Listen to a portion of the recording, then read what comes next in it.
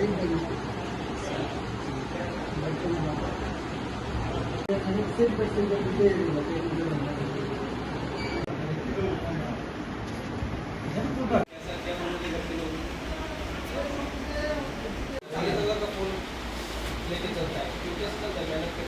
তেলেঙ্গানা থানা স্টাফ বিশ্বস্ত সূত্রের খবরের ভিত্তিতে কিছু লোক নিয়োগ করেছি।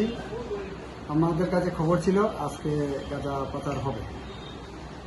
এরপরে আমরা হাওয়াইবাড়ি নাকাতেও চেক করেছি এবং রেলওয়ে স্টেশন রোডেও আমরা স্টাফ পাঠিয়েছি এবং হাওয়াইবাড়ি নাকা থেকে একটি বাসের থেকে 2 জন নন বেঙ্গলি লোককে আমরা ডিটেইন করতে পেরেছি এবং তাদের কাছে 2টা ব্যাগের মধ্যে আমরা ক্যানাবিস পেয়েছি, তাদেরকে আটক করা হয়েছে। অপরদিকে তেলেঙ্গানা রেল স্টেশন রোডের থেকেও 2 জন নন বেঙ্গলি লোক ঘোরাফেরা করতে দেখে আমাদের সন্দেহ হয় এবং তাদের আমরা ডিটেইন করি। ডিটেইন করার পরে তাদের ব্যাগ চেক করে আমরা দেখতে পাই যে ওই ব্যাগের ভিতরেও কিছু ক্যানাবিস রয়েছে। তো আমরা ওই 4 ব্যক্তিকেই 2টি জায়গার থেকে আমরা আমাদের প্রসিডিউর মেনটেন করে আমরা থানায় নিয়ে আসি।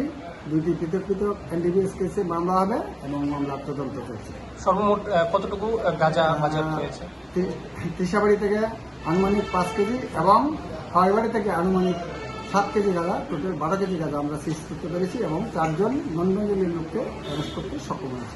আগামী দিনেও কি আপনাদের এরকম অভিযান জারি থাকবে? হ্যাঁ, আমাদের প্রতিনিয়ত অভিযান জারি থাকে। আমরা আগামী দিনে এই গাঁজা বিরোধী অর্থাৎ নেশা বিরোধী অভিযান জারি রাখবো।